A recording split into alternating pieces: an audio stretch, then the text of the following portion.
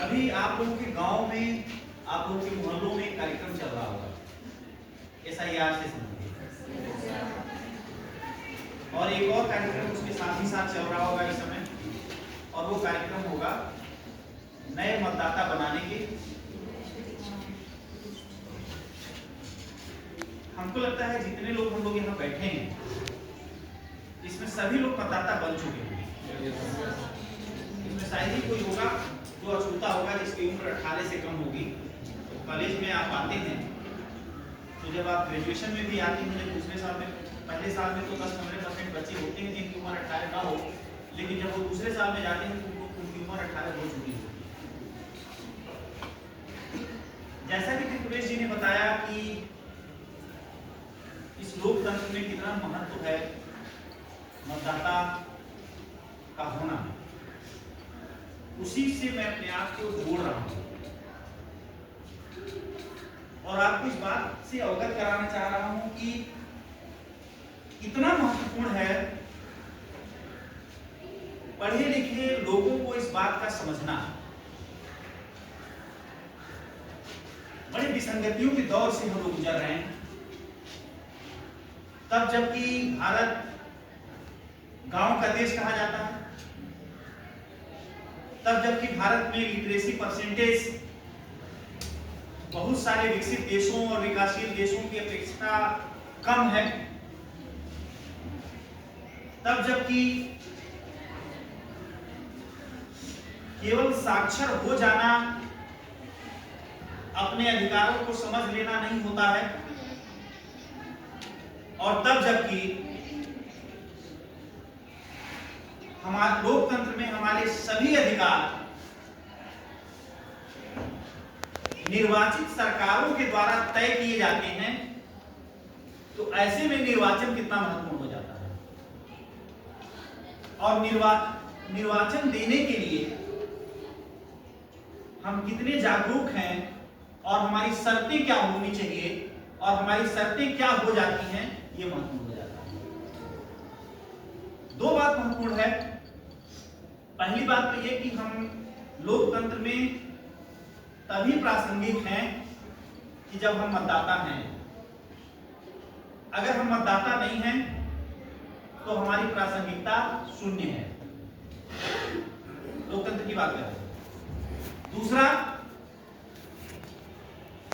कि हम लोकतंत्र में अपने मत का अधिकार कैसे करते हैं, किस आधार पे करते हैं, और ये बातें जब हम पढ़े लिखे युवाओं के बीच करना चाहते हैं, जब ये चर्चा हम पढ़े लिखे लोगों के बीच हो रही है, तो इसकी गंभीरता और बढ़ जाती है।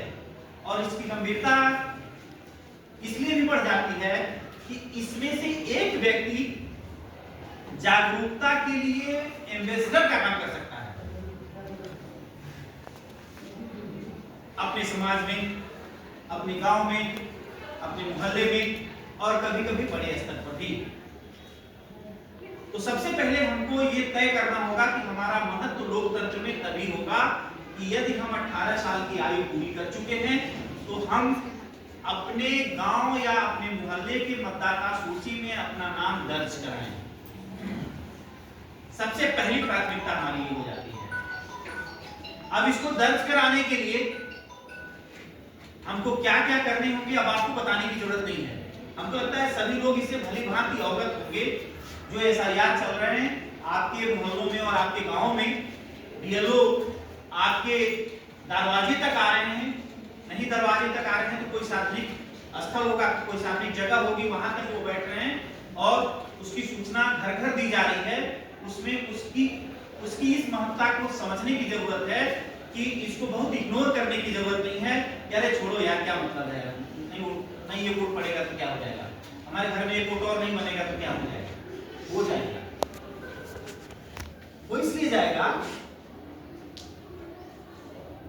आप कल्पना करिए कि 100 आपके बूथ पे 1000 मतदाता हैं, और जब पोलिंग होती है तो 400, 450, 500, 550, 600 की पोलिंग होती है। yes, sir. और हम पकड़ के चलते हैं कि 600 की पोलिंग होती है। अब 600 की पोलिंग में 10 प्रत्याशी होते हैं, 12 प्रत्याशी होते हैं, 15 प्रत्याशी होते हैं। सभी चुनाव में लगभग कोई 50 वोट पाता है, कोई 25 वोट पाता है, कोई 100 वोट पाता है, कोई 150 वोट पाता है, कोई 172 वोट पाता है और वो चुनाव जीत जाता है आपके वोट से। अब कल्पना करिए आप,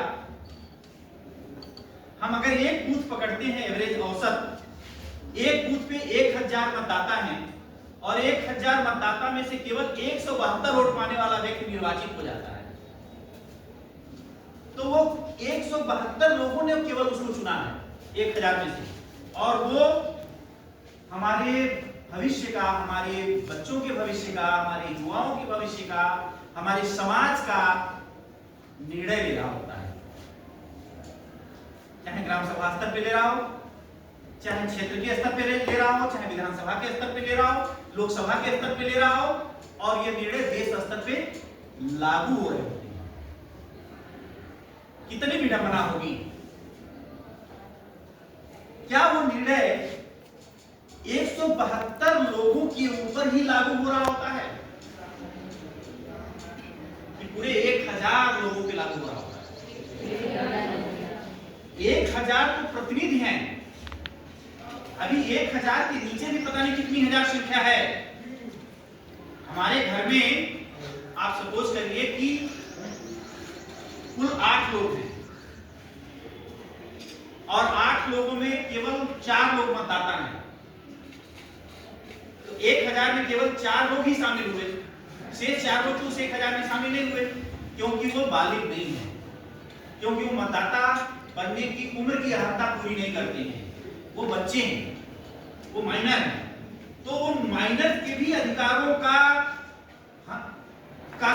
की संपूर्णता, उसकी पूर्णता हमारी निर्णयों से होनी है। जो कक्षा 6 में हमारे घर का बच्चा पढ़ रहा है, जो कक्षा 8 में हमारे घर का बच्चा पढ़ रहा है, जो कक्षा 9 में या 10 में हमारे 11 में हमारे घर का बच्चा पढ़ रहा है, उसके भी अधिकारों की रक्षा हमारे ही मत के द्वारा होनी है, हमारी वोट के द्वारा होनी है। तो एक तो हम इग्नोरेंस के तहत अपने मतदाता नहीं बन रहे हैं, कदाचित अगर मतदाता बन गए तो हम मतदान करने नहीं जा रहे हैं, और दूसरे आधे लोग, हमारे घर की आधी आबादी मतदाता बन ही नहीं पा रही है, जिसका प्रतिनिधित्व भी हम ही को करना था, जिनके अधिकारों का भी प्रतिनिधित्व हम ही को करना था, और हम समाज में निकल जाते हैं अपने कर्मों के सहारे अपना अधिकार खोजने।